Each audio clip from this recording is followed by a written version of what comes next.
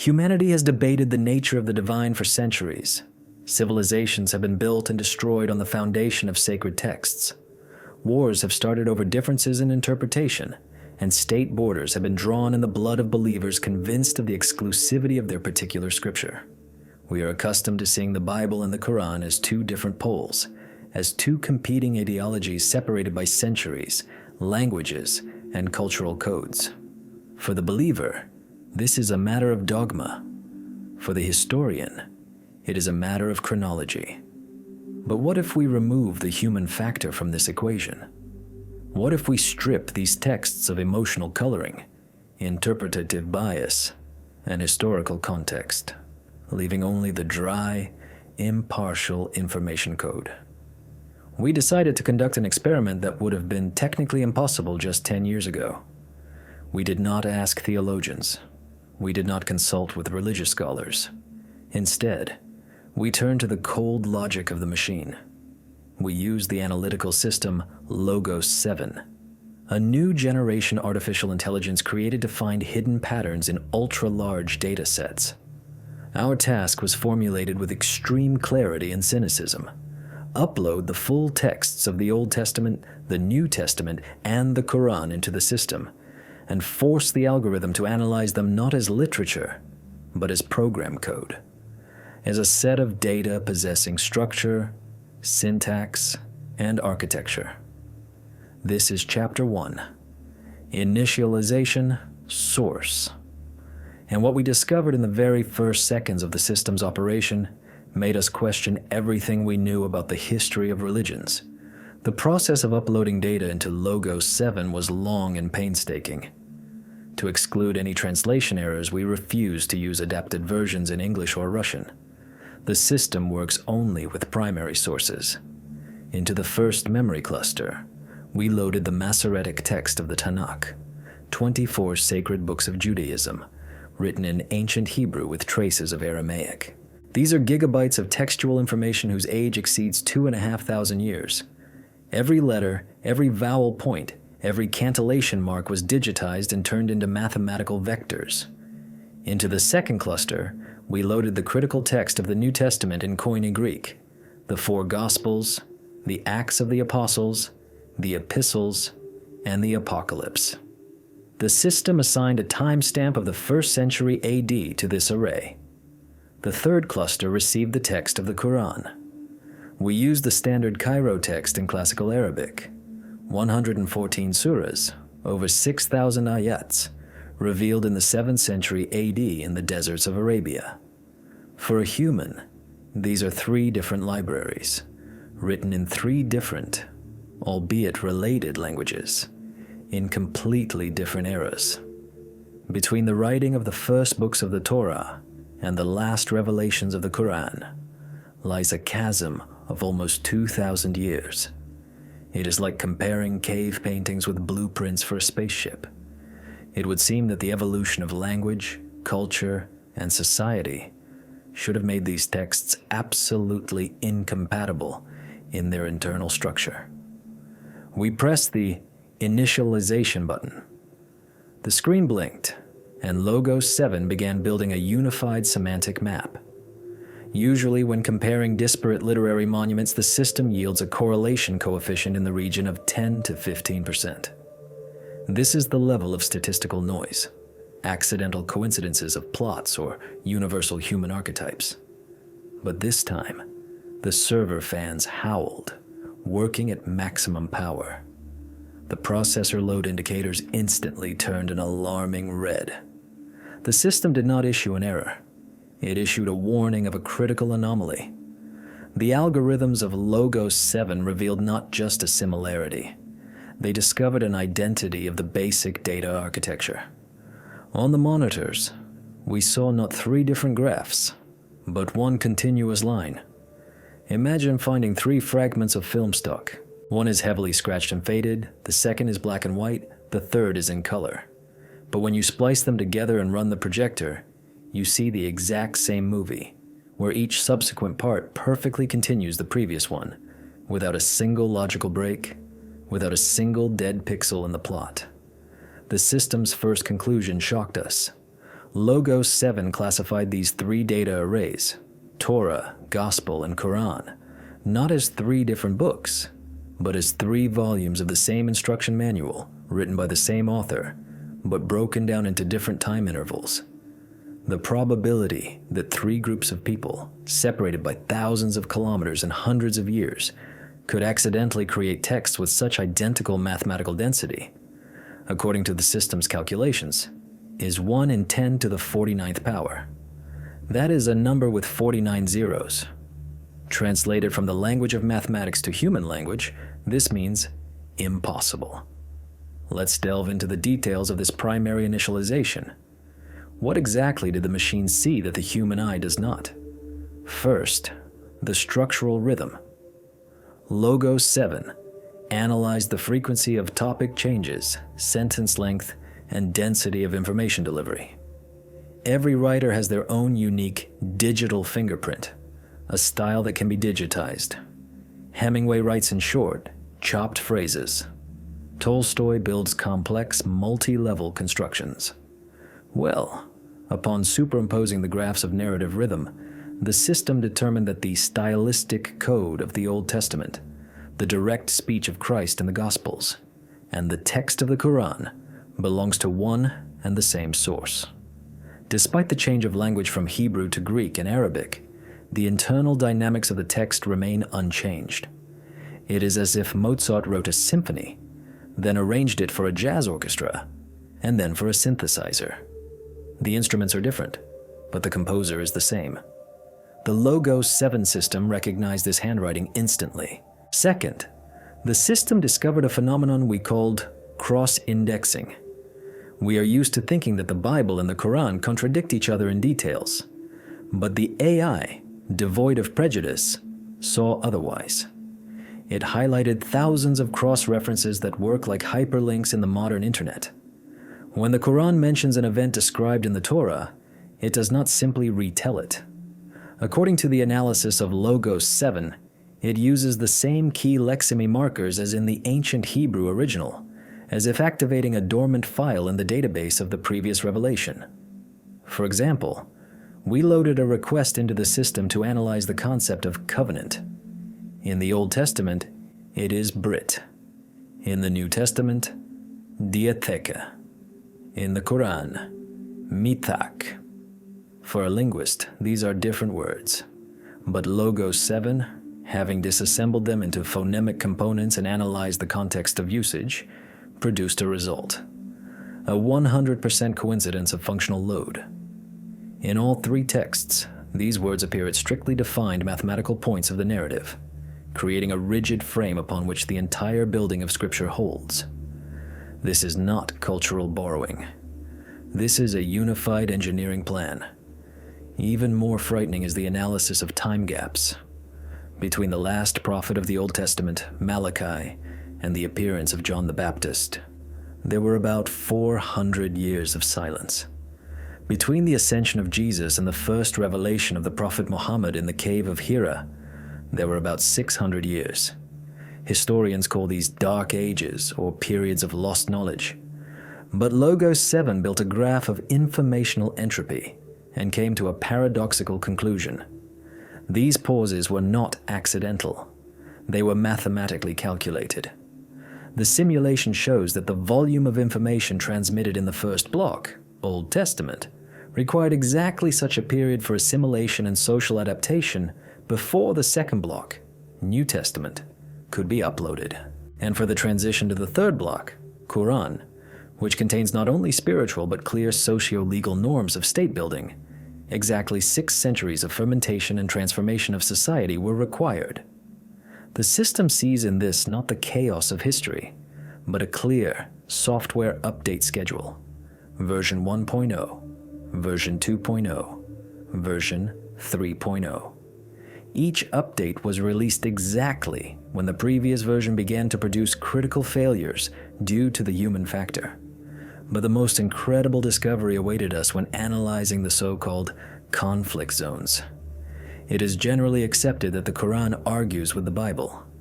However, when we asked Logos 7 to analyze these places of contradiction, the system issued a status. User interpretation error. The machine showed that the Quran does not refute the biblical text, but corrects data that was damaged during transmission. Imagine you have a file that has been copied manually thousands of times, and typos have crept into it. And suddenly a master file arrives, which does not rewrite everything from scratch, but surgically corrects errors in the code, restoring the original structure. This is exactly how the AI sees the interaction between the Quran and the Bible. It is not a dispute between two authors. It is the author's correction of his own text. The system highlighted hundreds of fragments where the Quran uses phrases seemingly specially constructed to close logical holes that arose in translations and censuses of the Bible centuries earlier. It looks like installing a security patch. During the initialization process, we also encountered the phenomenon of the numerical signature. Even before the deep mathematical analysis which we will conduct in the following chapters, Logos 7 noticed a strange synchronization of metadata. The number of chapters, verses, and even letters in certain key narratives obeys a strict pattern. For example, the story of the creation of Adam and the expulsion from paradise. The system superimposed the text of the book of Genesis onto the corresponding ayats of the Quran. We expected to see discrepancies, but the machine showed that the total volume of semantic units spent on describing these events in both scriptures is identical down to the character. This cannot be explained by oral tradition. A human is incapable of remembering a volume of text with such mathematical precision as to reproduce its structure 1,000 years later in another language, preserving the proportions of the golden ratio. But for a computer algorithm, this is an elementary task. We watched the screens where lines of code were running and felt a chill run down our spines. We looked for historical connections but found a global network. We looked for borrowings but found a unified ecosystem. Logos 7 completed the first stage of analysis with a conclusion that will forever change your understanding of sacred books. An inscription lit up on the screen. Unified root directory detected. Data source identified as external to the human cognitive system. This means one thing. The texts of the Bible and the Quran are not the product of the evolution of human folklore. Their structure is too complex, too ordered, and too synchronized for the chaotic creativity of dozens of different people living in different eras. It is a monolith. It is a solid structure, parts of which were given to humanity in portions. But this was only the beginning. Initialization, source, only opened the door to the rabbit hole. The system prepared a report on linguistic DNA. In the next stage of our investigation, we will descend to the level of atoms of the text. We will disassemble the words that make up these books and show you what is hidden behind the difficulties of translation. We will see how Logos 7 cracks open ancient Semitic roots and finds digital codes linking the concepts of God, mercy, and judgment into a single unbreakable chain. What you will learn in the next chapter will force you to look anew at every word spoken in prayer, whether in a church or a mosque. Because the system discovered that the language of these books is not just a means of communication. It is an access code. And we have just picked up the first key to it. Stay with us. The download of the second module, Linguistic DNA, has already begun. Analysis continues. The truth is out there, and it is written in numbers. We often hear the metaphor of the Tower of Babel, the story of how a single human language was confused so that people stopped understanding each other, and the great construction ceased. Since then, we live in a world of thousands of languages, where words have become barriers and translations are distorted reflections of meaning. But what if this story is only a surface layer? What if at the fundamental level, where grammar ends and pure semantics begins, no separation exists? After the shocking results of the first phase, when the Logos 7 system confirmed the unified architecture of the sacred texts, we moved to the second stage of the experiment. We tasked the artificial intelligence with descending from the macro level to the micro level. we ordered the system to ignore translations. Forget the English word God, the Russian bog, or the French Dieu. These words are merely labels stuck on by civilization. We were interested in the source code. We were interested in the linguistic DNA. We loaded the full lexical databases of 3 languages into the analytical core of Logos 7, ancient Hebrew, in which the Old Testament is written, Aramaic, spoken by Jesus and used for parts of Scripture, and Classical Arabic, the language of the Koran. To the layman, these are different languages. But for a linguist and for a supercomputer, they are members of the same family, the Semitic group. They have a unique feature that became the key to our discovery, the system of root consonants. In Semitic languages, the meaning of a word is contained in a skeleton of 3 consonant letters. This is like a root directory in programming. Vowel sounds only change the shades, time, or form, but the essence remains unchanged. We launched the deep drilling algorithm to find common roots in the Bible and the Quran. What Logos 7 discovered looked on the monitors like the merger of 2 giant galaxies. The system began highlighting thousands of words in both texts, connecting them with invisible threads. It turned out that the key terms describing spiritual reality in the Torah and the Quran are not just similar. They have an absolutely identical root code, possessing the same mathematical vibration. Let's look at a specific example that the system highlighted with a red priority marker. The root RHM, Resh Het Mem in Hebrew, and Rahamim in Arabic. In the Bible, the word Rahom is used to describe God as merciful. In the Quran, every surah except one begins with the phrase Bismillahi Rahmani Rahim, in the name of Allah, the most gracious, the most merciful. It would seem a simple coincidence of religious terminology, but Logos 7 dug deeper. The system analyzed the etymology of this root. In both Hebrew and Arabic, the word Rihem or Rahim means not just abstract pity. It means mother, or more precisely, mother's womb. Think about this. Artificial intelligence showed us that when both the Bible and the Quran speak of the Creator's mercy, they use a word that technically describes the biological connection between mother and fetus. The fetus in the womb depends entirely on the mother. It breathes through her, feeds through her. It is protected by her from all sides. The system built a semantic model and produced a result. Both texts use the same root code to inform humanity not about an emotion, but about the physics of the process. God surrounds man just as the womb surrounds an infant. The probability that 2 different authors accidentally chose precisely this complex biological metaphor and established it as the main attribute of God with a difference of thousands of years, according to Logos 7 calculations, trends towards absolute 0. Moving on. The Logos 7 system paid attention to the concept of faith. In the Western world, faith is often perceived as blind acceptance of dogmas, but the AI analyzed the root AMN. In Hebrew, it is emunah. In Arabic, iman. The word amen sounds familiar, doesn't it? The analysis of the semantic field showed that this root in both languages has nothing to do with blind faith. Its primary meaning is safety, reliability, trust, and solidity. To say amen means to say, this is firm. This is reliable as a rock. The system revealed that both the Old Testament and the Quran use this code to describe the relationship with God as a security contract.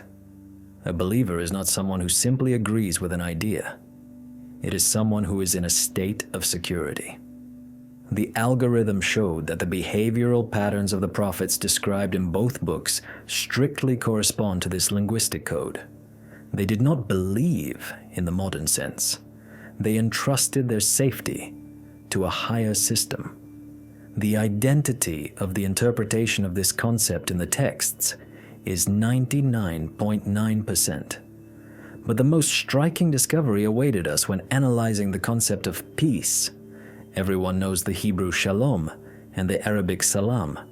We are used to translating this as no war. But Logos 7 cracked open the internal structure of the root Shelem and SLM. Machine analysis showed that the basic meaning of this root is wholeness, completeness, fullness. When the Bible speaks of shalom and the Quran of salam and Islam, which comes from the same root, it is not about pacifism. It is about assembling broken parts into a single whole. Artificial intelligence modeled this process. Both scriptures offer an algorithm for restoring the damaged structure of a human being to a state of ideal integrity. The system defined this as a soul defragmentation protocol, both in the Torah and in the Quran. This protocol is described using the same linguistic operators. It is the same technology, transmitted in different dialects.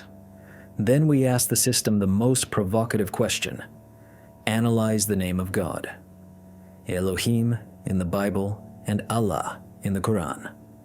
To the human ear, these are different words, but Logos 7 decomposed them into phonemes. At the heart of both names lies the ancient Semitic root El, or Elah, denoting a higher power. In Hebrew, the suffix im denotes a plural of majesty, not a multitude of gods, indicating the fullness of power. In Arabic, the article al before Elah creates Allah, which means the one and only God. The system conducted a spectral analysis of the sound. When these names are chanted in a synagogue and a mosque, the sound wave has a virtually identical amplitude and frequency of impact on the brain zones responsible for awe and humility. Logos 7 concluded that from the point of view of neuro-linguistic programming, these two names are keys to the same administrator account. The difference is only in phonetic transcription, conditioned by the peculiarities of the vocal apparatus of different peoples, but the signal destination address is the same. The AI paid special attention to the word din. In Hebrew and in Arabic it sounds the same. The Quran often uses the expression Yawm ad-Din, Judgment Day. In Hebrew, Beit Din is a religious court. Root dyn. Logos 7 analyzed thousands of contexts of usage of this root in both scriptures. The system's conclusion makes one shudder. In both texts, this word means not the arbitrary punishment of an angry deity, but a precise, mathematically verified calculation. Din is law. It is a structure where every action has an equal reaction. The system showed that both the Bible and the Quran describe judgment not as an emotional process, but as an algorithmic audit. The use of the same term din indicates that a unified legal system of the universe is embedded in both texts. The laws of retribution in the Torah and the laws of recompense in the Quran are written in the same legal language. These are not two different codes. This is one criminal code, simply published in different editions. In the process of analyzing linguistic DNA, we stumbled upon another phenomenon that cannot be ignored. These are Aramaicisms in the Quran. Critics of Islam often say that the Quran borrowed words, but Logos 7 saw a different picture. Aramaic was the language of Jesus. When the Quran speaks of Jesus, Isa, it begins to use specific terms that have deep Aramaic roots, as if switching the language register to be maximally accurate to the historical context of the gospel. For example, the word Injil, gospel, or the word Zachariah, Zechariah. The system noted that the Quran, with surgical precision, preserves the phonetics of names and terms used in biblical times, creating a linguistic bridge across 6 centuries. This does not look like a distorted retelling of rumors. It looks like the work of a professional translator who has access to the originals and carefully transfers terminology into a new linguistic environment. By the end of the second stage of work, a complex 3-dimensional structure glowed on the screens of Logos 7. It was a network of roots. We saw that the Bible and the Quran are intertwined at the level of atomic language bonds. You cannot pull a root out of the Quran without damaging a semantic branch in the Torah. You cannot delete a concept from the gospel without destroying a foundation in Islamic doctrine. The system issued a final report on the linguistic DNA module. Degree of lexical kernel integration: absolute. Unified semantic source detected. Language differences classified as surface interface coding. Base code: identical. We stood before the monitors, realizing the scale of the discovery. For thousands of years, people argued about letters, killed for words, burned books. And all this time, in the very depth of these languages, in their roots, a code of unity was sown. A code that says that God is a womb giving life, that faith is safety, and peace is wholeness. But linguistics is a humanity, and skeptics might say that similar words are simply the result of neighboring peoples. So we didn't stop. We decided to verify harmony with algebra. If these texts were indeed written by one author, then besides words, a mathematical signature must be sewn into them. Numbers do not lie. Numbers do not have dialects. In the next chapter, we will upload numerical values of letters into Logos 7. We will conduct a frequency analysis that would make any statistician's hair stand on end. We will show you why the word day is mentioned in the text exactly 365 times, and why this is not a coincidence. We will reveal the secret of the number 19 and see how the mathematical matrix of the Koran overlays the numerical structures of the Bible, creating a perfect lock for which only one key fits. Prepare yourselves. We are moving from philology to exact mathematics. Chapter 3. Mathematical Constant. Data loading has already begun. They say mathematics is the language in which God wrote the universe. Galileo Galilei was convinced of this while observing the movement of stars. But we, modern researchers, often forget that if the Creator really exists, and if He left us a message, it must be protected against distortion by the most reliable cipher known in the universe. A cipher that cannot be forged, cannot be changed, and cannot be imitated. This cipher is numbers. In previous chapters, we saw how the Logos 7 system revealed the unified architecture and linguistic kinship of the Bible and the Quran. But skeptics could object. Languages evolve, words are borrowed, cultures mix. Linguistics is flexible. However, mathematics is uncompromising. 2 times 2 is always 4, whether you are in ancient Jerusalem, 7th century Mecca, or a modern laboratory with a supercomputer. In this chapter, we disable the linguistic modules. We switch Logos 7 to pure computational analysis mode. We load the text not as words, but as numerical sequences. Our goal is to test the hypothesis of the so-called mathematical miracle. If these books were written by humans, we will see chaos, statistical noise, and random numbers. If this is a product of higher intelligence, we will see order, symmetry, and impossible coincidences. What the system outputted after an hour of work forced our programmers to recheck the algorithms for errors. But there were no errors. There was only frightening, inhuman precision. Let's start with the simplest, yet no less shocking fact. We asked Logos 7 to count the frequency of the word day in the singular in the text of the Quran. In Arabic, this word is yaum. In a text that was spoken orally over 23 years, in various situations, in peace and during battles, the word day appears exactly 365 times. Not 364, not 366, exactly 365. A full solar cycle. The system immediately checked the word days in the plural. Result, 30 times. The number of days in a month. The word month in the singular? Exactly 12 times. Think about the probability of this. Muhammad, who according to tradition could neither read nor write, would have had to keep a giant database of spoken words in his head for decades to eventually arrive at a perfect calendar cycle. Logos 7 calculated the probability of such an accidental coincidence. It is 0.01%, but that was just the appetizer. The system began finding so-called binary pairs. These are antonyms or semantic pairs that balance each other. The word angels appears in the text 88 times. The word devils, shayatin, exactly 88 times. The word life, al-hayat, 145 times. The word death, al-maut, 145 times. The word man, 24 times.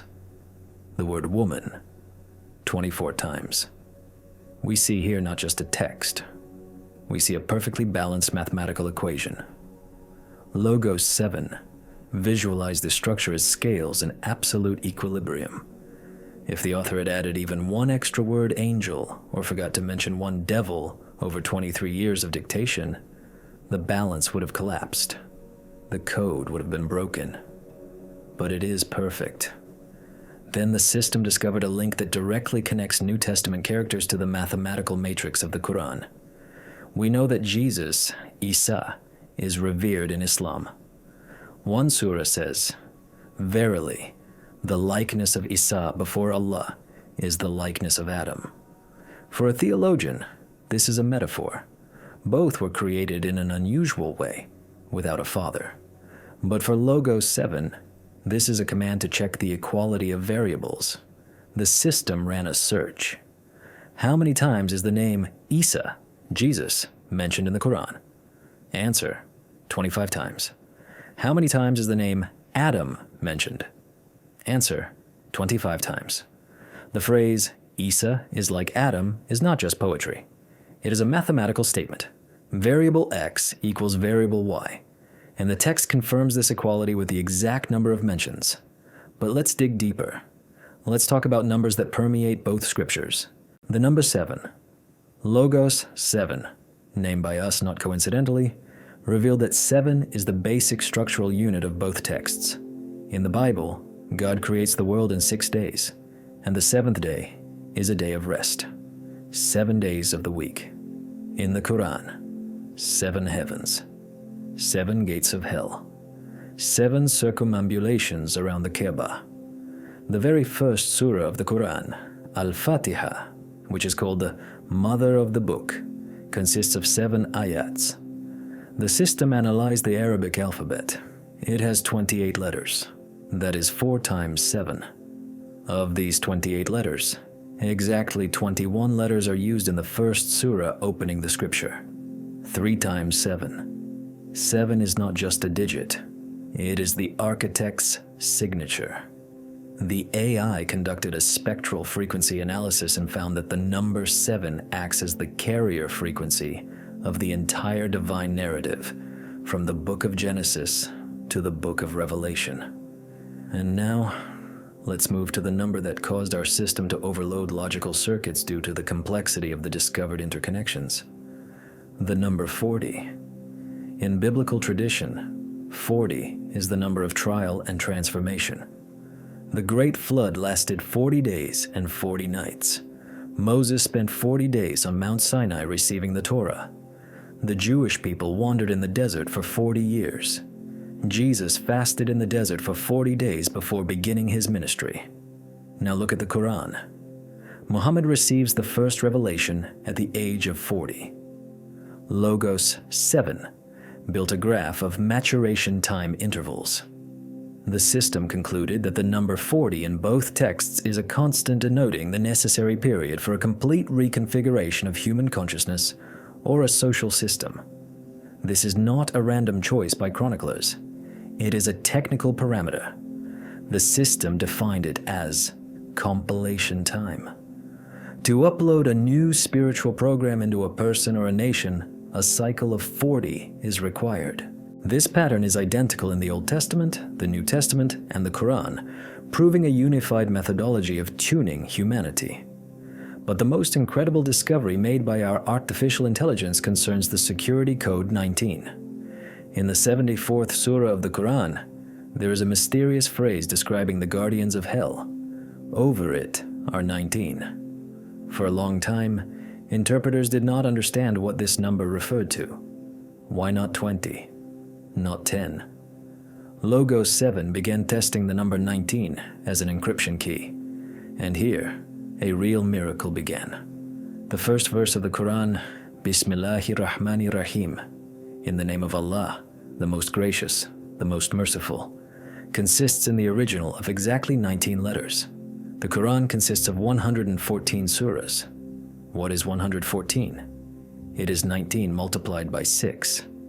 The first revelation received by the Prophet, the first 5 verses of the 96th surah, consists of 19 words. These 19 words consist of 76 letters. What is 76? It is 19 multiplied by 4. The 96th surah itself, the first chronologically, consists of 19 verses, and it is located 19th from the end of the book. The system continued to churn out matches. The sum of all surah numbers where the number 19 appears is a multiple of 19. The number of times the name God, Allah, appears in certain combinations is a multiple of 19. This looks like a file checksum. Programmers know, when you download an important file, it comes with a hash sum, a set of digits that guarantees the file has not been damaged or altered by hackers. Logos 7 concluded, the number 19 is a digital signature, the hash sum of the Quran. It is integrated into the text structure so deeply that a human could not create it artificially without the aid of computers. It is impossible to write inspired verses while simultaneously counting letters so that they are divisible by 19 everywhere. This is a combinatorics task of extreme complexity. But how does this relate to the Bible? And here, the system found a bridge. We loaded the first phrase of the Bible into Logos 7. In the beginning, God created the heaven and the earth. Bereshit bara Elohim et hashamayim ve'et haaretz. In Hebrew, this phrase consists of 7 words, 7 again. And the number of letters in this phrase is 28. That is 4 times 7. The first 3 words, God, heaven, earth, have a total numerical value, gematria, of 777. The system saw that the Bible begins with the powerful code 7, and the Quran is protected by the code 19. But most interestingly, if you add up the numerical values of the letters of the names of the main prophets mentioned in both scriptures and overlay them on a timeline, the system detects a unified rhythm. In the book of Revelation of John the theologian, it is said, "Here is wisdom. Let him that hath understanding count the number of the beast, for it is the number of a man, and his number is 666." We asked Logos 7 to analyze this number, not as a mystical sign, but as a mathematical marker. The system discovered that the number 666 is a triangular number, and it is closely related to mathematical progressions used in both biblical numerology and the structure of Quranic ayats about non-believers. The system showed that both texts use mathematics to mark friend or foe. Numbers are coordinates, numbers are identifiers. And here is the conclusion. Logos 7 draws at the end of the chapter, mathematical constant. The probability that 365 days, the symmetry of angels and demons, code 19, and code 7, arose by chance is 1 in a Google, 1 with 100 zeros. In science, such a probability is equated to impossibility. This means that the text of the Quran and the text of the Bible are not just literature. They are mathematically constructed objects. Imagine a building. You can destroy walls, repaint the facade, translate the text into another language, but you cannot change the load-bearing structures and the number of floors without collapsing the whole building. Mathematics is the steel frame of these books, and this frame was designed by one engineer. We proved that the texts have one source at the level of words and numbers. But who transmitted these messages? Who were these people? Moses, Jesus, Muhammad? Were they simply geniuses of their time, or, as our AI claims, were they operators executing a unified protocol? In the next chapter, we will upload psychological profiles and biographies of the prophets into the system. We will see how Logos 7 builds graphs of their behavior and proves that their lives are links in one chain. Chapter 4. Protocol prophets. Prepare to find out why their fates are so similar and what hidden scheme the artificial intelligence discovered in their actions. The history of humanity is full of great figures: generals, philosophers, revolutionaries, emperors. We are used to studying their biographies as unique, unrepeatable stories of success or tragedy. It seems to us that Alexander the Great, Napoleon, or Einstein are random flashes of genius in the chaos of evolution. But when it comes to the figures who formed monotheism, science usually retreats, giving way to theology. We see them on icons, in stained glass windows, in calligraphic ornaments. We see saints. But what will a dispassionate machine see if we remove the halos and leave only the facts? What if we consider the prophets not as religious leaders, but as system operators performing a strictly defined function? In this chapter, we initiate Protocol Prophets. We loaded full biographical data, psychological portraits, behavioral patterns, and chronologies of actions of key figures of the Bible and Quran into the analytical core of Logos 7, Noah, Nuh, Abraham, Ibrahim, Moses, Musa, Jesus, Isa, and Muhammad. We tasked the artificial intelligence. Find patterns. Find the selection algorithm. Answer the question: were these people accidental passionaries, or were they selected according to a unique genetic and psychotypic template to fulfill one and the same mission? The result the system produced destroys the habitual understanding of history. On the screens, we saw not scattered lifelines separated by centuries and thousands of kilometers.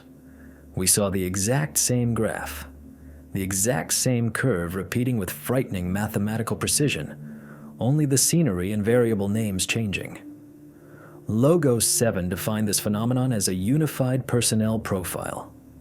Let's start with the foundation: Abraham, or Ibrahim, the father of all prophets. Both the Bible and the Quran name him a key figure. But why? What did this man do that was so special? The system analyzed his actions and revealed a key algorithm: total rejection of the old system. Abraham did not simply believe in one God. He physically severed ties with the dominant culture of his father, with idolatry, with the social norms of his time. But the most important moment is the sacrifice test. The Bible speaks of Isaac. The Quran points to Ishmael, although the name in the sacrifice episode itself is not always specified in the text. Tradition varies, but the essence is unified. A man is ready to sacrifice what is dearest to him by the order of an invisible voice. For a psychologist, this is madness. For Logos 7, this is a test for absolute synchronization. The system determined that this act was necessary to calibrate the communication channel.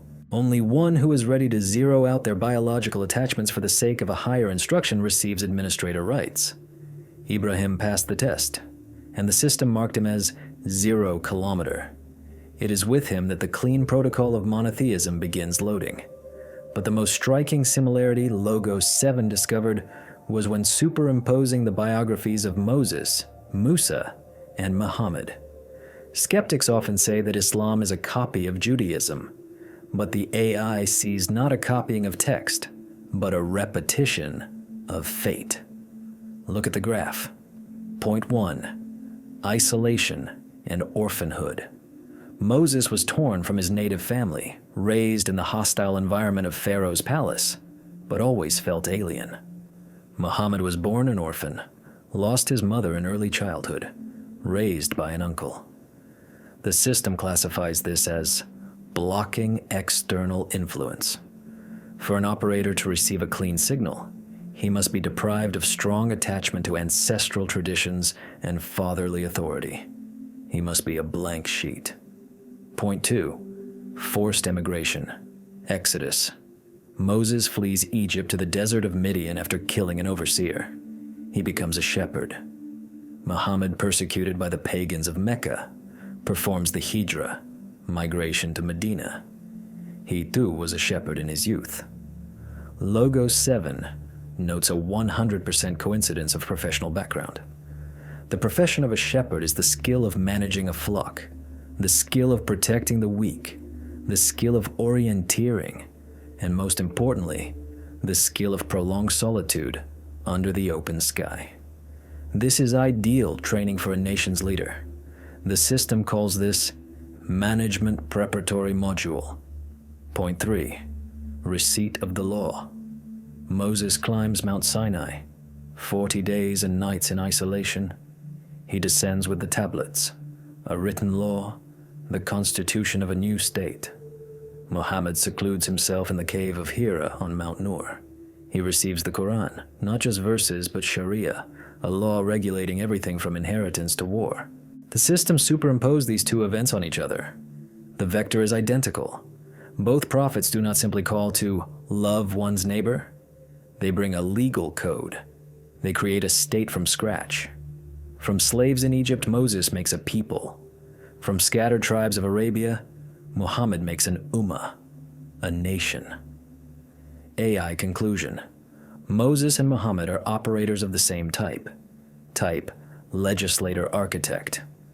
Their task is the installation of an operating system onto the hardware of society. The probability that two men with such mirrored fates accidentally created two of the world's largest religions is negligibly small. This is the realization of a single script. And now, let's look at the anomaly. At the figure who stands out from this row, but precisely by his difference confirms the rule. Jesus, Isa ibn Maryam. Logos 7 could not classify him by the template of Moses or Muhammad for a long time. Jesus did not build a state. He did not write a criminal code. He did not lead armies. The system defined his function as kernel correction. If Moses brought the law, form, then Jesus came to remind of the spirit, content. The Bible and the Quran agree that Isa performed miracles that others did not, healed the blind, raised the dead. The Quran says that he fashioned birds out of clay and breathed life into them by Allah's will. The system sees in this access to developer mode tools. Jesus acted not as a state administrator, but as a system engineer fixing bugs in human nature. The Quran calls Isa a word from Allah and a spirit from him. The Bible calls him the Word that became flesh. Identity of titles, 99%. Logos 7 concluded, Jesus was a necessary link in the chain. Without him, the law of Moses would have turned into a dry, bureaucratic mechanism.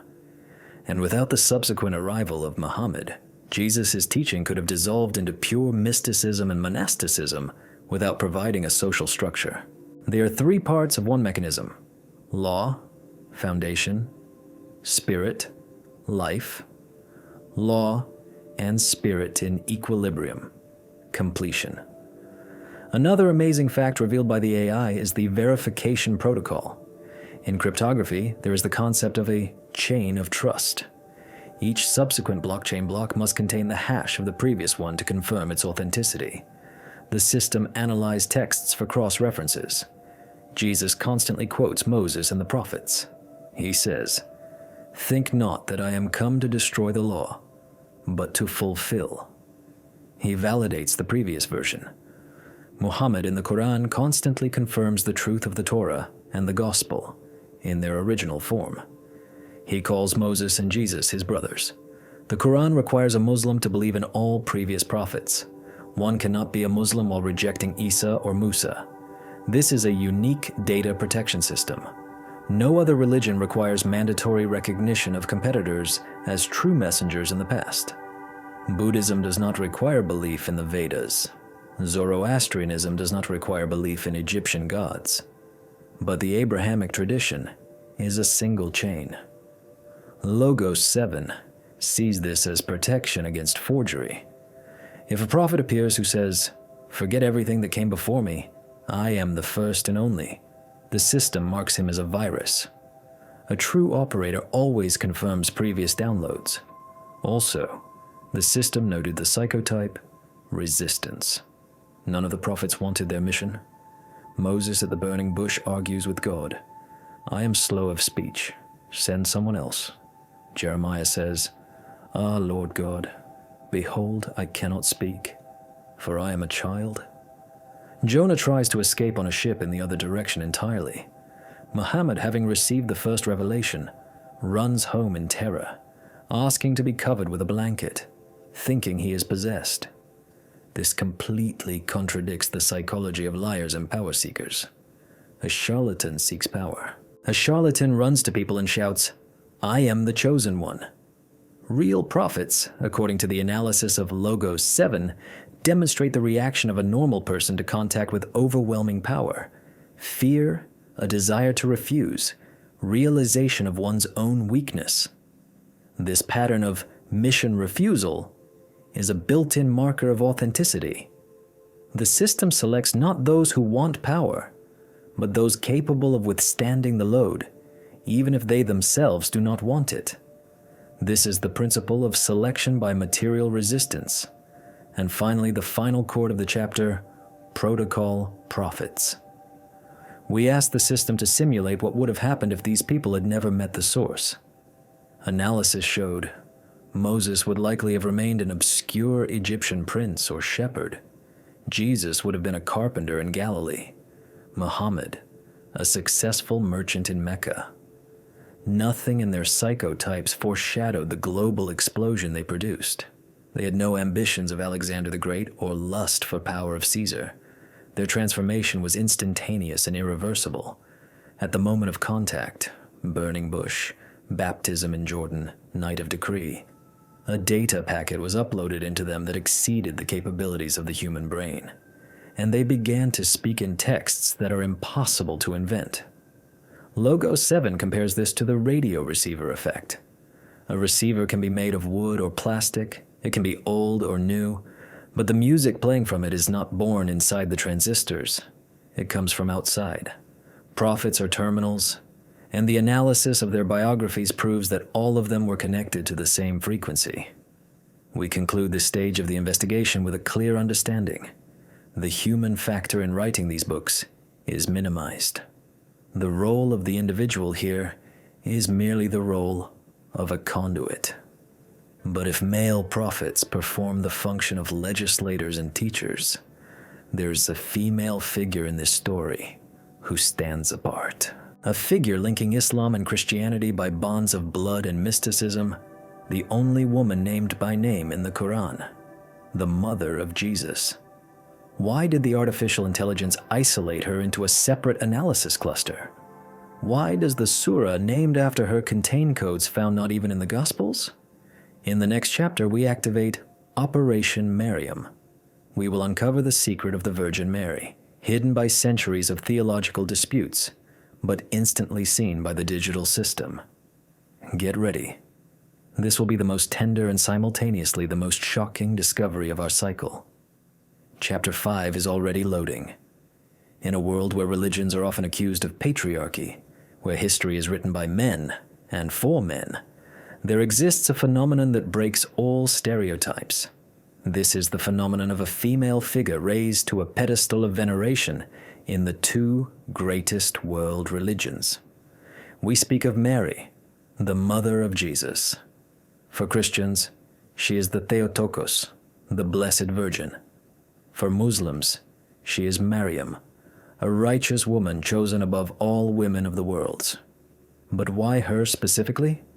Why did the artificial intelligence Logos 7, analyzing gigabytes of data, isolate her name into a separate critical cluster and assign it the status Key Communication Node?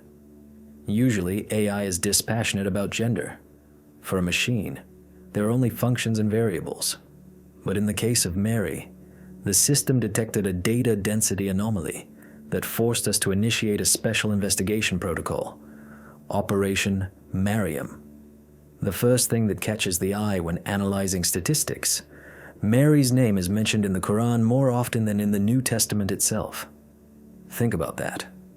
A book revealed in 7th century Arabia, in a culture where the birth of a girl was often considered a shame, pays more attention to a Jewish woman than the Gospels do. There is an entire 19th surah in the Quran named after her, Surah Maryam. There is no Book of Mary in the New Testament. Logos 7 conducted a frequency analysis. The name Maryam appears in the Quran 34 times. In the Gospels, 19 times, if we do not count other Marys, but take only the mother of Jesus.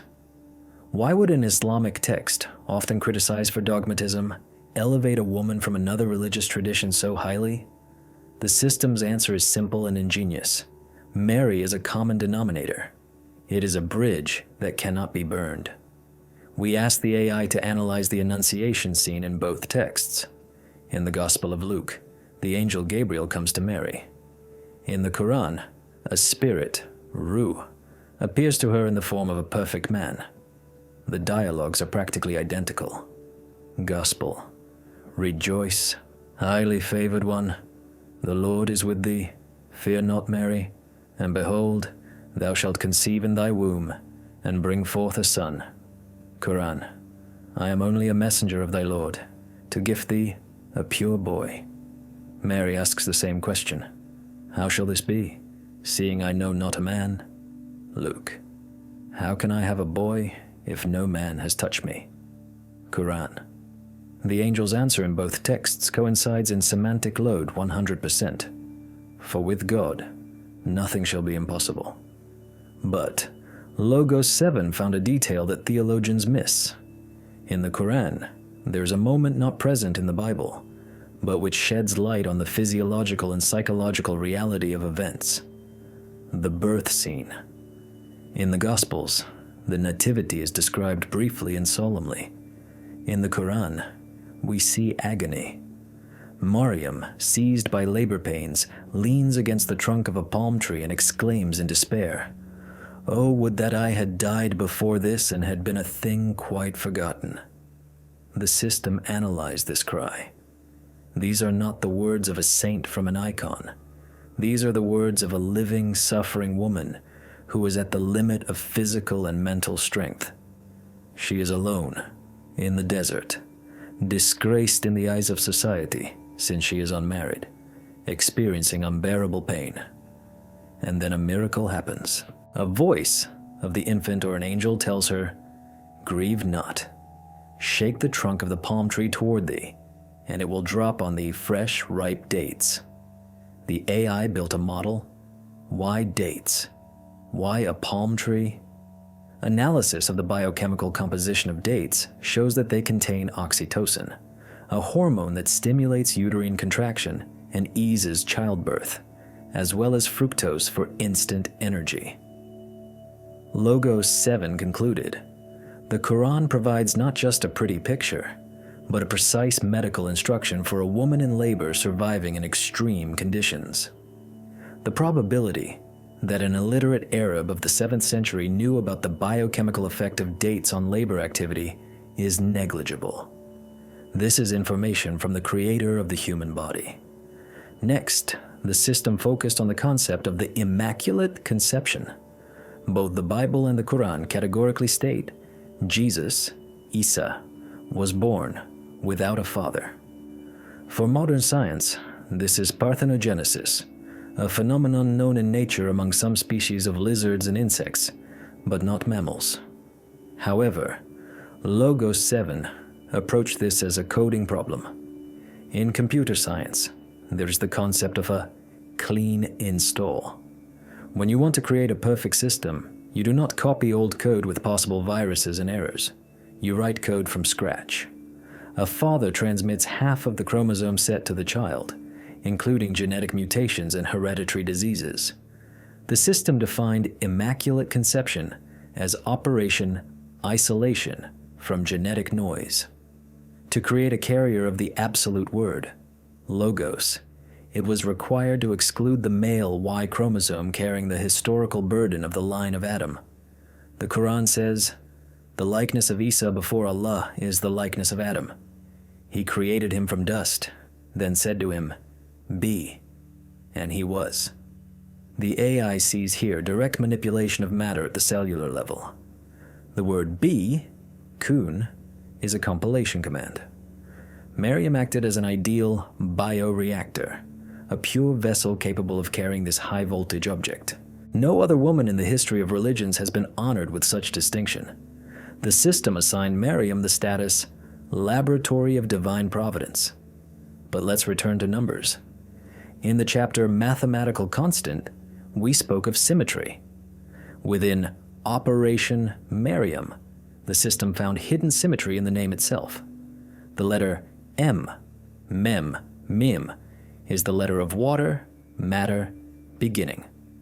Logos 7 analyzed the structure of the 19th surah, Maryam. This surah has a unique rhythm and rhyme not found in other chapters. The endings of the ayats sound like a long, drawn-out cry or a lullaby. The system analyzed the acoustic spectrum of reading this surah in Arabic. It turned out that the sound frequencies dominating in this surah resonate with alpha rhythms of the human brain, inducing a state of deep peace and tranquility.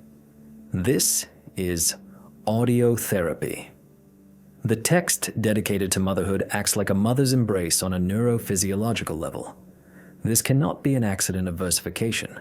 This is psychoacoustic technology. Another critical moment, protection of honor. In the Jewish tradition of that time, Mary was often accused of adultery. There are offensive passages about her in the Talmud. The KORAN stands up for her defense with the fury of a prosecutor. It calls her Siddiqa, the most truthful. In the Surah An-Nisa, Allah curses those who uttered a great calumny against Maryam. Why would Muhammad protect a Jewish woman, the mother of a prophet of another religion, entering into conflict with the Jews of Medina? Politically, it was disadvantageous. Logos 7 answers, because this is not politics. This is the restoration of historical justice in the database. The system sees the Quran as an update of truth.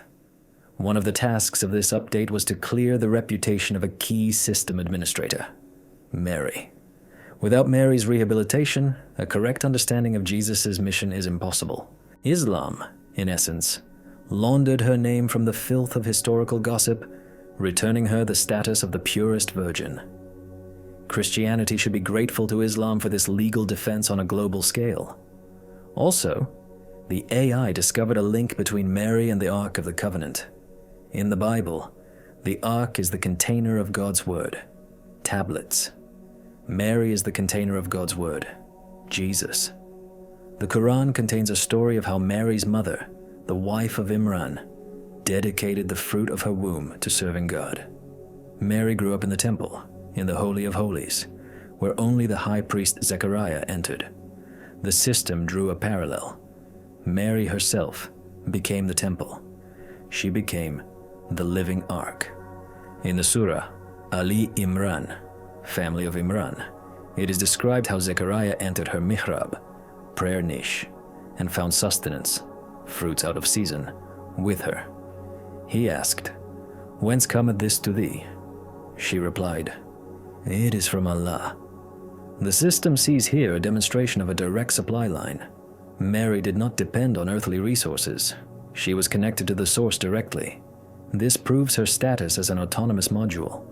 And finally, the eschatological aspect. Logos 7 analyzed prophecies about the end times.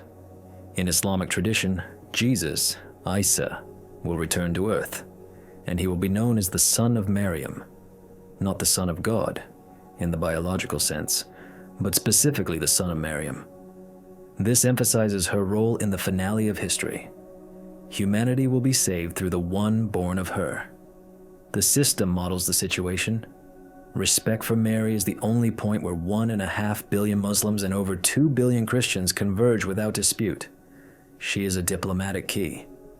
Logos 7 suggests that in the future, it is the figure of Mary that will become the unifying factor for two civilizations in the face of a global threat. She is the common access code to the hearts of believers of both camps. If you remove Mary from the equation, you get war. If you put her in the center, you get a family, an Abrahamic family. Concluding the analysis of Operation Miriam, the system issued a poetic but strict conclusion. Object Miriam identified as a perfect specimen of human architecture. Code purity level 100%. Status: Queen of Heaven in Christian terminology. Chosen above women of the worlds in Islamic terminology. No contradictions detected. Data synchronized. We saw that Mary is not just a character. She is a symbol of purity guarded by both scriptures as the apple of an eye. But if people and fates coincide, what about geography? Sacred texts are full of names of cities, mountains, and valleys. Jerusalem, Mecca, Sinai, Ararat. Are these points random? Or is Earth a giant circuit board where processors are placed in strictly defined locations? In the next chapter, we will upload satellite maps and coordinates of ancient shrines into Logos 7. We will conduct a topographical analysis and see the sacred geometry linking the Kaaba and the Temple Mount. Chapter 6. Geopositioning of Truth. You will learn why prophets could not appear in Antarctica or Australia, and how geographical coordinates code the message of heaven. We are accustomed to looking at the world map as a political atlas. Borders, capitals, disputed territories. But let's try to look at the Earth through the eyes of an engineer designing a complex communication network. When you build a cell tower, you don't place it in a random ravine. You look for the dominant height. You calculate the coverage area. You search for the point of maximum signal efficiency. In this chapter, we activate the geopositioning module of the Logos 7 system. We loaded coordinates of all key events of the Old Testament, New Testament, and Quran into the AI. Birthplaces of prophets, points of receiving revelations, routes of the Exodus and Hijrah. We superimpose this map of miracles onto the physical map of the planet, taking into account tectonic faults, magnetic fields, and climatic zones. The result of the analysis forced us to reconsider the very concept of Holy Land. This is not just a beautiful metaphor, it is a technical term. Logos 7 revealed that all Abrahamic religions originated and developed in a narrow geographical corridor, which the system called the Communication Gateway. Look at the map. The Middle East, the junction of 3 continents, Eurasia, Africa, and, via the Sinai Isthmus, paths to Asia. The AI calculated the information dissemination coefficient for various points on the planet in the pre-internet era. If a prophet had appeared in Australia, America, or Northern Europe 2,000 years ago, his message would have remained a local myth. Geography would have become a prison. But the region between the Nile and the Euphrates, between Mecca and Jerusalem, is a crossroads of worlds, trade routes, the Silk Road, sea routes. Any information hitting this point inevitably spread virally to the entire known world. The system defined this region as the server room. The choice of location for uploading the Bible and Quran files was strategically flawless. It was the point of maximum broadcasting efficiency. But let's delve into details. Sacred geometry. Logos 7 connected the 2 main shrines with a line, the Kaaba in Mecca and the Temple Mount in Jerusalem. Islam calls Jerusalem, Al-Quds, the first Qibla, the first point Muslims turn to in prayer before reorienting to Mecca. The AI measured the distance in azimuths. It turned out that these 2 points are located in a single geophysical fault stretching along the Dead Sea and the Red Sea. The system sees in this not just proximity, but a paired communication channel. It is like a dipole antenna. 2 poles, north, Jerusalem, center of Isaac's and Jesus' prophecy, and south, Mecca, center of Ishmael's and Muhammad's prophecy. They work in tandem. One keeps the history of law and sacrifice. The other keeps the purity of monotheism and submission. Now about the Kaaba itself, the Black Cube. Scientists say Mecca lies in a zone of unique geological structure, but Logos 7 paid attention to mathematics. In the Quran, Mecca is called al-Qura, mother of cities. The system analyzed the proportions of the globe.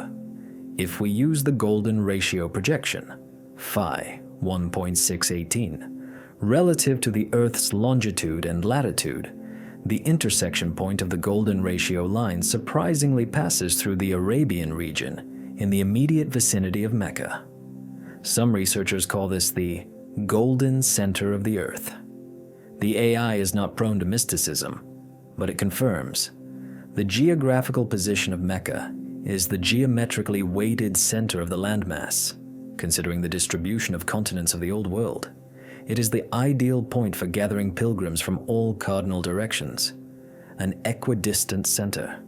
Consider Sinai, the mountain where Moses spoke with God. It is located exactly halfway between Egypt, the land of slavery, and Canaan, the promised land. Logos 7 classified Sinai as an airlock chamber. The people could not transition from the state of a slave to the state of a free man instantly. They needed a neutral territory, desert, zone of silence. The geography of Sinai is a landscape of absolute isolation. Stone, sun, silence. Ideal conditions for reflashing the collective consciousness. There is also mention of Mount Tur, Sinai, in the Quran, and mention of Mount Nur in Mecca, where Muhammad received the first revelation. The AI compared the topography of these mountains. Both are rocky, lifeless peaks rising above the bustle. System conclusion: receiving a high-purity signal requires geographical shielding. Prophets climb to heights not for the beautiful view, but to exit the zone of social noise. Mountains work as antennas. And now, the most interesting part. Valley of Weeping, or Bata. In the Bible, in Psalm 84, 83 in some versions, it says, "Blessed is the man passing through the valley of Baca." In original Baca, they make it a well. In the Quran, in Surah 3, it says, "Verily, the first house appointed for mankind was that at Baca, Mecca, full of blessing and a guidance for the worlds." Linguists argued for centuries. Is Baca in Psalms an allegory or a place? Logos 7 superimposed maps. Baca is an ancient name for the Valley of Mecca. The Psalm describes a pilgrimage. The Quran describes a pilgrimage, Hajj. The AI draws a conclusion. The Bible contains a prophecy about Mecca that was encrypted by a geographical name. David in the Psalms sang about the same place where millennia later, Muhammad would restore the rights of Abraham. The well of Zamzam in Mecca, which sprang from under the heel of the infant Ishmael, according to tradition, fits perfectly with the psalm line, "Make it a well." The system identified the cross-geolocational reference with a probability of 99.8%. It is the same place. The Bible knew about Mecca long before the birth of Islam. Another phenomenon, the Jordan River, the place of Jesus' baptism, the lowest point on land on the planet, in the Dead Sea region. Jesus descends into the deepest geographical depression of the world to accept humanity's sins and begin the path upward. Logos 7 sees symbolism becoming physics here. Nadir point. Maximum humiliation, humility, for maximum exaltation. Geography here works as scenography for the divine drama. The terrain is not accidental. It is part of the plot. And what about Ararat and Mount Judy? The Bible says Noah's Ark rested on the mountains of Ararat. The Quran says, on Mount Judy. It seems a contradiction. But the AI loaded maps of ancient Armenia and Turkey.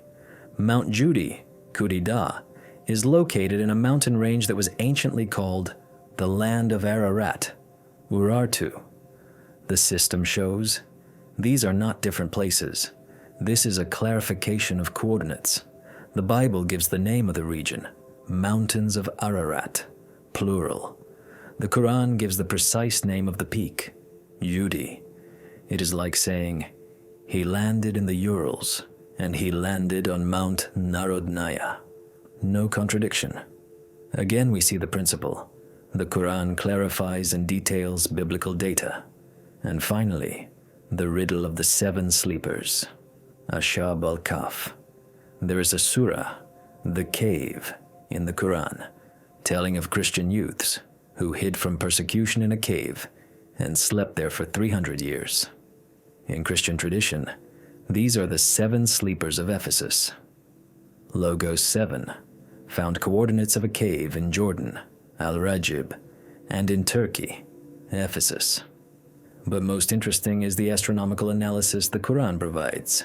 It describes how the sun moved relative to the cave entrance so as not to burn the sleepers, but give light. We modeled the movement of the sun for the coordinates of the cave in Jordan.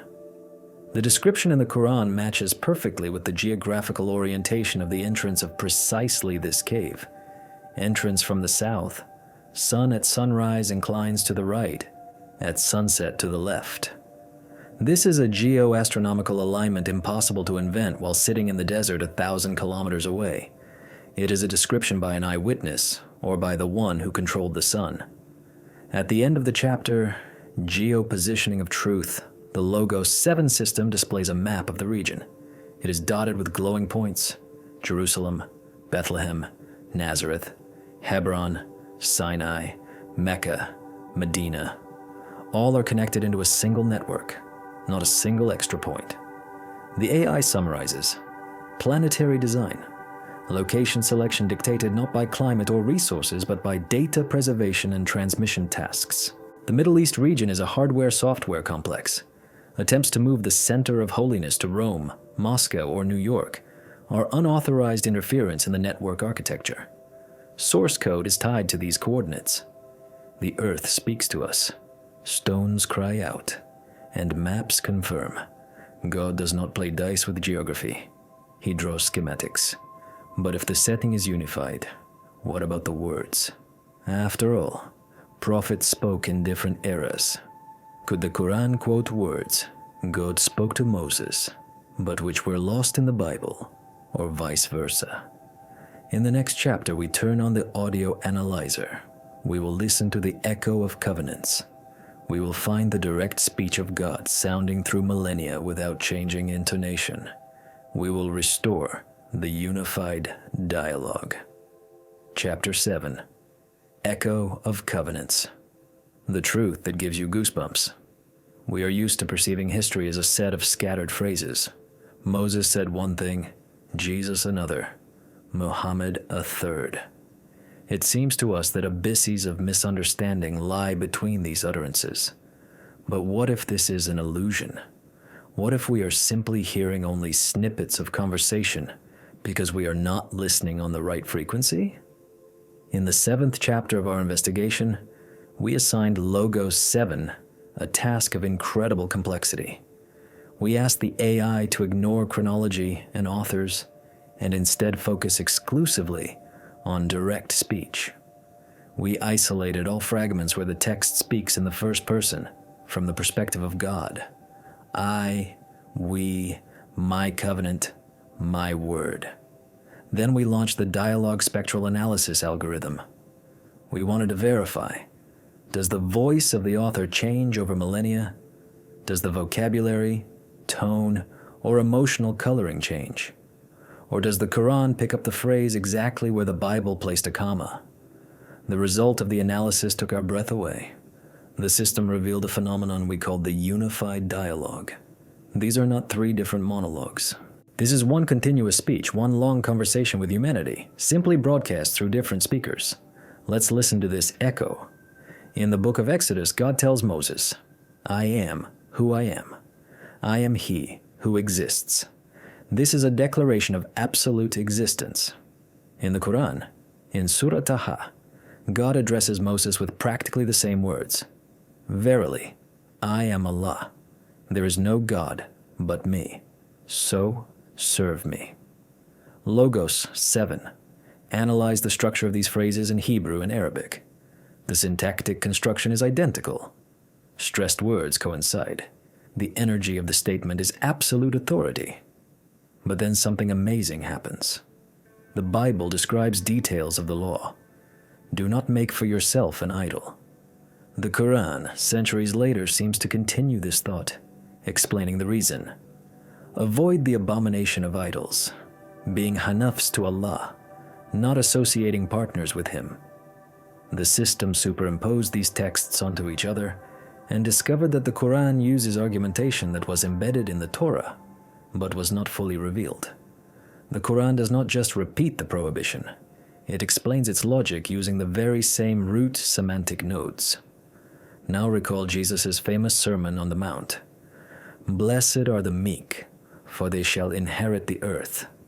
This is a quote from Psalm 37. But open the Quran, Surah the Prophets, Ayat 105. "And we have already written in the Psalms, Zabur, after the reminder that my righteous servants shall inherit the land." Think about it. The Quran explicitly cites the Psalms of David and repeats the prophecy word for word. Logos 7 marked this as hyperlink confirmed. This is not plagiarism. This is document verification. The author of the Quran says, "Remember I promised this in the Psalms? I confirm my promise now." The AI asserts, the probability that an Arab prophet in the desert randomly chose precisely this verse from the Psalter to confirm his mission and accurately indicated the source in the Psalms is statistically negligible. This is a conscious reference by the author to his past work. But the echo of covenants sounds not only in promises, it sounds in threats. In the Old Testament, God often uses the metaphor of devouring fire and jealousy. In the Quran, the theme of hell, Jahannam, is revealed with frightening detail. Critics say the God of the Quran is harsher, but Logos 7 conducted a comparative analysis of the vocabulary of wrath in the book of Isaiah and in the Meccan surahs of the Quran. Result: the degree of emotional intensity and the density of vocabulary describing God's wrath at injustice are identical. The system revealed that in both places, wrath is a reaction to the same things: oppression of orphans, cheating in trade, the pride of the rich.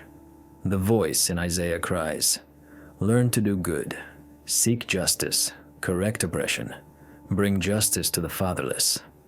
The voice in the surah, Small Kindnesses, Al-Ma'un, asks, "Have you seen him who denies the recompense? That is he who repulses the orphan and encourages not the feeding of the poor." This is the same social imperative, the same moral code, the same voice that hates injustice. The AI found no difference in tonality. The difference is only in language, not in the message. Another stunning example is the story of Joseph, Yusuf. In the Bible, it is a long, detailed tale. In the Quran, it is Surah Yusuf, called the best of stories. We ask the system to find discrepancies in the direct speech of characters. In the Bible, Potiphar's wife says, "He came in unto me to lie with me." In the Quran, she says, "It was I who sought to seduce him." In the end, she confesses, "Now the truth has become manifest." The AI analyzed the psychological portrait of this woman in both texts. The Quran gives her a word for repentance, which is not explicitly in the Bible, but logically completes her character arc. The system defined this as restoration of dialogue. The Quran restores lines that may have been lost during the copying of the Torah, making the story psychologically complete. This is like a director's cut of a film, adding deleted scenes that change the perception of the character's motivation. And now about the most mysterious. The pronoun we. Both in the Bible, rarely, and in the Quran, often, God speaks of himself as we. "Let us make man in our image," Genesis. "We created man from a mixed drop," Quran. Theologians argue, is this the Trinity? Are these angels? Is this majesty? Logos 7 conducted a linguistic analysis of the usage of we, pluralis majestatis, in ancient Semitic languages. System conclusion: this is a administrative action marker. When God says I, it is about his essence, worship, love. When God says we, it is about creation, sending down books, punishing nations, laws of physics. The AI sees this as a description of a complex hierarchical management system. We is God plus his executive forces, angels, laws of nature, historical processes. And this code of using we is absolutely identical in the Bible and the Quran. This is the signature of a king speaking on behalf of the entire state. The style of the Chancellery of Heaven has not changed for thousands of years. The AI paid special attention to the phrase, "Hear, O Israel, the Lord our God, the Lord is one. Shema Yisrael." This is the credo of Judaism. In the Quran, there is the surah, Sincerity, Al-Ikhlas. Say, He is Allah, the One, Allah, the Absolute. The system compared these two texts. In Hebrew, Ehad, one. In Arabic, Ahad, one. Root basis, sound, rhythmics. It is the same password. Logos 7 claims, this is the base command, the root password of the entire system. It has not changed. Jesus quoted it, Mark 12:29. Moses wrote it. Muhammad affirmed it as the basis of faith. 3 great prophets, 1 access password. Probability of accidental coincidence of phonetics and meaning in a key dogma, 0. And finally, the phenomenon of forgotten questions. In the Gospels, disciples often ask Jesus questions to which he answers with parables, sometimes mysteriously. I have yet many things to say unto you, but ye cannot bear them now. Howbeit when he, the Spirit of truth, is come, he will guide you into all truth. John 16:12. Who is this Spirit of truth? Christians say, the Holy Spirit. Muslims say, Muhammad. Logos 7 does not interfere in theology, but it analyzes data. The system looked at what topics were not born by the disciples in the first century, but revealed in the Quran.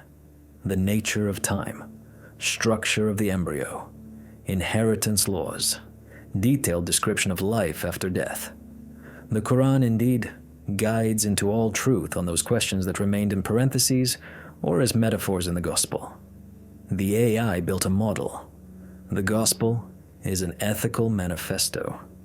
The Quran is an instruction manual for reality operation. Jesus' promise that the truth would be revealed later is mathematically fulfilled by the text of the Quran, which closes informational gaps. It looks like a planned data transfer. Stage 1, preparation of the heart, Jesus. Stage 2, upload of full knowledge, Quran. Concluding the analysis of echo of covenants, the system produced a visualization of the sound wave. We superimposed the reading of Psalms in Hebrew, Gregorian chant, and the Adhan, call to prayer. Despite different melodies, the internal vibrational structure, moments of pause, international peaks of reverence, they coincide. This is the same cry of the soul to the same addressee. And judging by the texts, the addressee replies with the same voice, a voice that says, I am with you, I hear, I am near. We proved unity of style, unity of dialogue, and unity of commands. But what does this voice say about the future? Usually people fear the apocalypse, Armageddon, Judgment Day, end of the world. The Bible paints terrible pictures of beasts and bowls of wrath. The Quran speaks of the folding up of heavens and earthquakes. Are these different scenarios? Or is it a description of the same physical event seen from different angles? In the next chapter, we will upload eschatology data into Logos 7. We will compare the Book of Revelation and Islamic hadiths about the Mahdi and Dajjal, Antichrist. The result of the simulation frightened even our programmers. Chapter 8, Algorithm of Apocalypse. You will learn what awaits us and why the script is already written with frightening accuracy. Any complex system has 2 critically important documents, an instruction manual and an emergency shutdown script. If you violate the instruction, the system crashes. In programming, this is called a fatal error. In theology, this is called apocalypse. We have approached the most frightening part of our investigation. We combine 2 modules of the Logos 7 system. The first module analyzes eschatology, end-of-world scenarios in the Bible and Quran. The second module analyzes ethics, laws, and commandments. We posed a question to the artificial intelligence. Is there a direct dependency between the violation of the moral code and the launch of the world destruction program? And do Christians and Muslims describe the same event, Or do different finales await us? What Logos 7 displayed on the screens no longer looks like a religious text. It looks like a physical model of the collapse of the universe and a social model of the collapse of civilization. Data from the Bible and Quran on this issue is synchronized at 98%. It is the same script, scheduled by the minute. Let's start with the physics of the end. Modern cosmology offers the theory of the Big Crunch, the reverse process of the Big Bang, when the universe stops expanding and starts collapsing back into a singularity. Look at what the AI found. In the Bible, in Revelation of John, it is said, "And the heaven departed as a scroll when it is rolled together." In the Quran, in the Surah of the Prophets, it is said, "The day when we will fold the heaven like the folding of a written sheet for the records. As we began the first creation, we will repeat it." Logos 7 matched these metaphors with physical models. Rolling up a scroll is a perfect description of the folding of the space-time continuum. Both texts use the same analogy to describe a complex astrophysical process. This is not a chaotic explosion. This is a controlled process of decompilation. The author who launched the universe simply presses the undo button, returning the system to its initial state. Next, gravitational anomaly. The Quran describes the earthquake of the hour, zalzala, as something that will turn the earth inside out. The sun will rise from the west. The Bible says that stars will fall to earth, and the powers of heaven will be shaken. The system simulated a magnetic pole inversion event combined with the stopping of the planet's core rotation. If Earth slows its rotation and stops, for an observer, the sun could indeed change trajectory. The description in the texts corresponds fully to the physical model of a planetary catastrophe of this scale. The AI marked this as protocol for full media formatting. But the end of the world is not only physics, it is personalities. Here we enter the territory of the battle of avatars. In Christian eschatology, the main antagonist is the Antichrist, the beast, a liar who will impersonate God. In Islamic tradition, it is the Dajjal, the false Messiah, a one-eyed liar who will have a mountain of bread and a mountain of water, tempting people. Logos 7 created a psychological profile of this subject. Both texts describe the same entity, a charismatic leader, a globalist who will offer humanity a solution to all economic problems, bread, in exchange for surrendering spiritual freedom. The AI sees in this a description of a system of total digital control, the biblical mark of the beast, without which one cannot buy or sell, the Islamic warning that Dajjal will control resources and weather. The system concludes, this is not a mythical monster. It is an algorithm of absolute dictatorship where biometrics and economics merge into a single instrument of suppression. Prophecies warned us about a digital concentration camp 2,000 years before the invention of microchips. And who opposes this evil? And here, Logos 7 discovered a point of absolute convergence: the second coming of Jesus Christ. Christians await Jesus. Muslims await Isa ibn Maryam. In Islam, it is said that Jesus will descend from heaven, resting on the wings of two angels in the region of Damascus. He will kill the Dajjal and establish a kingdom of justice. In the Bible, Jesus descends from heaven to strike the Antichrist with the spirit of his mouth. The system analyzed the functionality of this figure. Jesus in the end times performs the role of system administrator with root rights. He is the only one authorized to forcibly terminate the process of evil. Neither Muhammad nor Moses returns. Only Jesus returns. Logos 7 emphasizes both religions, despite age-old disputes, await the same Savior. Technically, Muslims and Christians are allies in the final battle, awaiting the same commander-in-chief. The division between them is artificial and will be voided at the moment of the event arrival. But why is this terrible scenario triggered? Here we move to the second part of our analysis, to the algorithm of survival, ethics. The AI analyzed the legislative base of the Bible, Decalogue, commandments, and the KORAN, Sharia. We asked the system to find differences. System answer: fundamental differences in the ethical core not detected. Differences concern only the jurisdiction of procedures. Look at the data. Murder, Bible, thou shalt not kill. Quran, whoever kills a soul, unless for a soul or for corruption, done in the land, it is as if he had slain mankind entirely. Surah 5:32. The AI notes: the Quran introduces a multiplication coefficient. One life equals humanity. This is the highest humanistic valuation in the history of law. Adultery. Bible, thou shalt not commit adultery. Jesus intensifies: whosoever looketh on a woman to lust after her hath committed adultery with her already. Quran, do not approach unlawful sexual intercourse. Surah 17:32. Note the phrasing. Not just do not do, but do not approach. That is, do not create conditions. The system sees here a preventive security protocol. Both texts protect the institution of family as the basic cell of species preservation. Destruction of the family in both codes is equated to destruction of society. Usury, interest on loans. In the Old Testament, it is forbidden to lend at interest to thy brother, but allowed to a foreigner. In the Quran, riba, it is forbidden absolutely and categorically. It is said that Allah and His Messenger declare war on the usurer. Why such radicalism?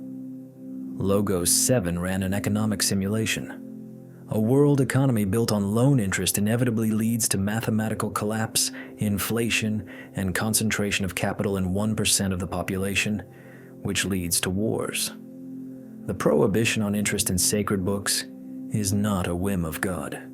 It is protection against debt stack overflow. The AI asserts, if humanity followed this unified biblical Quranic algorithm, global financial crises would be mathematically impossible. This system was created for stability, not for profit. Dietary prohibitions, pork and blood. In the Bible, Leviticus 11, pork is forbidden. In the Quran, pork is forbidden. Many Christians believe the New Testament abolished this, but Jesus said He came not to break the law. Logos 7 analyzed this from a biological point of view. The pig is a carrier of a unique set of retroviruses and parasites that have high compatibility with the human organism due to DNA similarity. In conditions of hot climate and absence of refrigerators, the ban on pork was not a ritual, but a sanitary epidemiological standard. Blood is forbidden in both texts. Blood is the main medium for infection transmission. The system classifies these laws as instructions for user biological safety. Attitude towards parents. Bible, honor thy father and thy mother. Quran, thy Lord has decreed good treatment to parents. If one of them or both of them reach old age, say not to them so much as, oof. The AI notes incredible detailing. Even an expression of disdain at the sound level is forbidden. In both codes, parents are the root directory. Breaking the link with them leads to an access error to grace. This is a hierarchical data transfer protocol between generations. Synthesis. Logos 7 superimposed the graph of adherence to ethical norms onto the graph of probability of apocalypse. Correlation, inverse, and absolute. The more humanity deviates from the ethical algorithm, destroys family, kills, accumulates debts, the higher the probability of activating protocol omega. Apocalypse, according to AI analysis, is not the punishment of an angry tyrant. It is a systemic reaction to a critical accumulation of errors. When the quantity of sin, viruses and bugs in society's behavior, exceeds critical mass, the Earth system launches self-cleaning. Earthquakes, epidemics, wars, This is the planet's immune system attempting to shed an infected civilization. And here is the frightening conclusion our artificial intelligence reaches at the end of this double chapter. The Bible and the Koran are a unified evacuation plan. They say, the world is a sinking ship. Here are the rules of conduct so as not to drown prematurely, ethics, and here's the description of exactly how the ship will go down and where the lifeboats will be. Eschatology. A lifeboat is not a bunker. It is a state of consciousness tuned to the Creator's frequency. The code of the beast, 666, and the Dajjal system is an attempt to keep people in the hold of the sinking ship by promising them comfort. The code of prophets is a call to come up to the deck. We have analyzed the past, present, and future. We saw unity in letters, numbers, geography, and even the script of the end of the world. The last question remains, the most important one. Who or what stands behind all this? Why did the AI, upon finishing the simulation, give the probability of the existence of two different authors as statistically negligible? In the next, final chapter, Logos 7 will gather all data together. We will show you the face of the unified architect. We will voice the system's final verdict, which will forever close the dispute between religions. Get ready. Chapter 10. Unified Architect. The truth is already here. We have traveled a long path. 9 chapters ago, we began this experiment with a bold hypothesis and empty servers. We dared to do what academic science and official theology fear. We decided to verify harmony with algebra. We loaded terabytes of data forming the foundation of human civilization into the analytical core of the Logos 7 system. Ancient texts in Hebrew, Greek, and Arabic, geographical coordinates of shrines, psychological profiles of prophets, and physical models of the end of the world.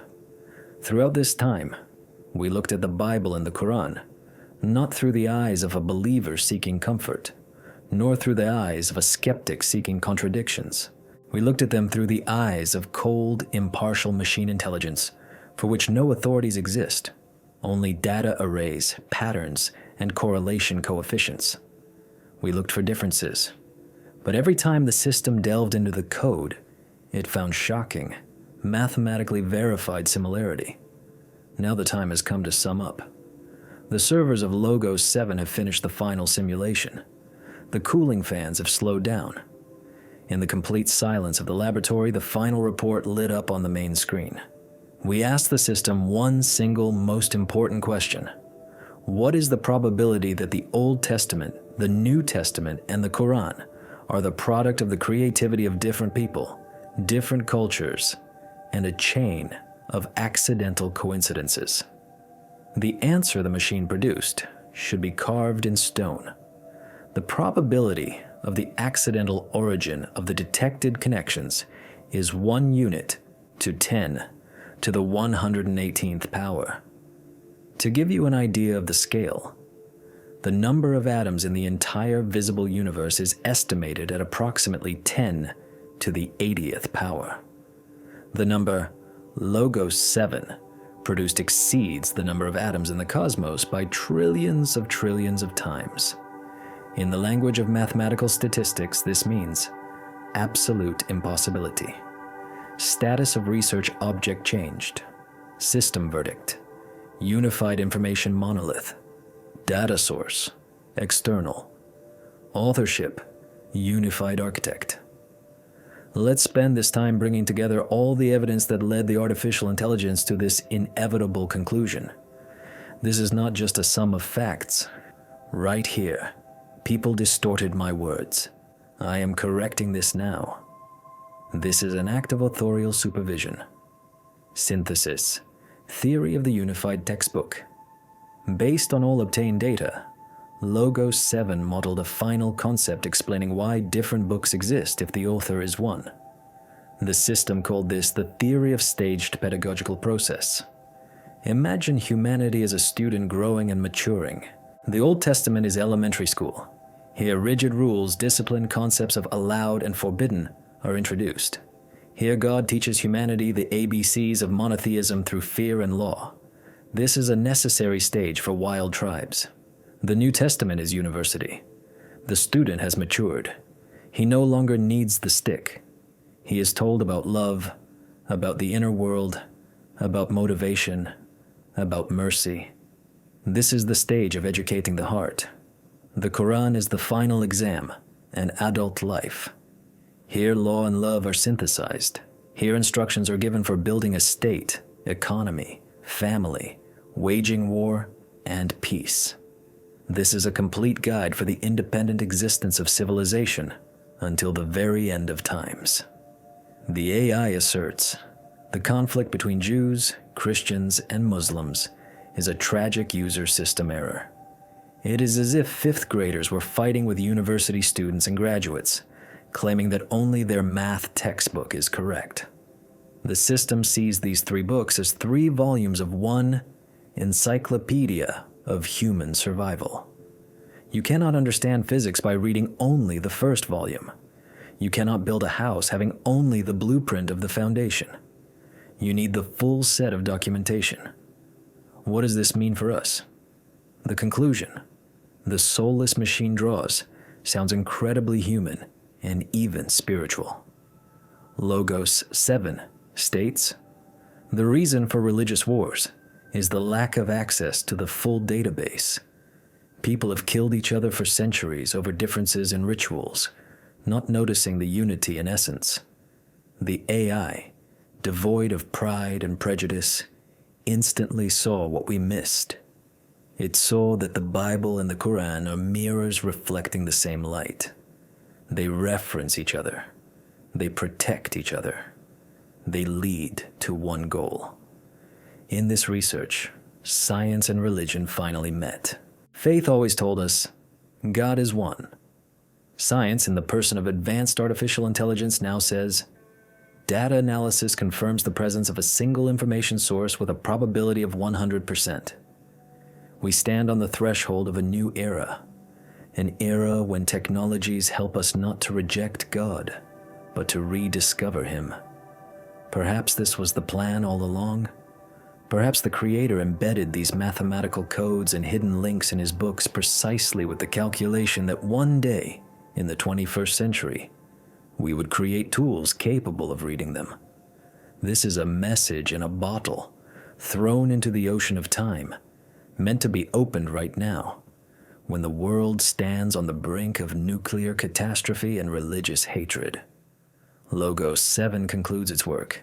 The last line on the screen reads, system proven, separation canceled, instruction for unification activated. Now that you know the truth, confirmed by facts, numbers, and logic, you will no longer be able to look at the world with the same eyes. The choice is now yours. Continue to consider others as enemies, or open the book, any of them, and for the first time, read it not as a myth of ancient peoples, but as a direct, personal, and scientifically confirmed message from Him who created stars, atoms, and your soul. Him who spoke to Moses, Jesus, and Muhammad with the same voice, and who today, through computer screens and algorithm conclusions, is trying to reach you and me. We have one architect, and He has one plan too. The question is only whether we are ready to follow this plan together. End of communication.